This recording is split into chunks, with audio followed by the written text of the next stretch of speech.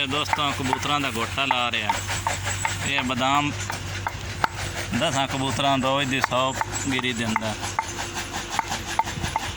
ਆ ਜਾਓ ਕਹਿ ਖਾਣੇ ਆ ਤੇ ਵੇਦੇ ਪਏ ਹੋ।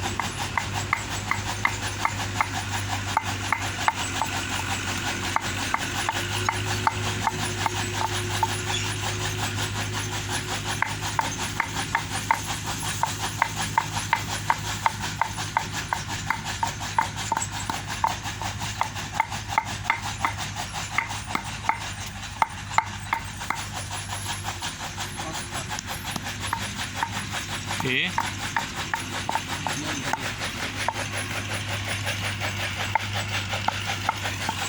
ਆ ਇੱਕ ਆਇਆ ਹੀ ਵਾਦ ਕੋਲ ਕਿਹੜੇ ਹਾਂਜੀ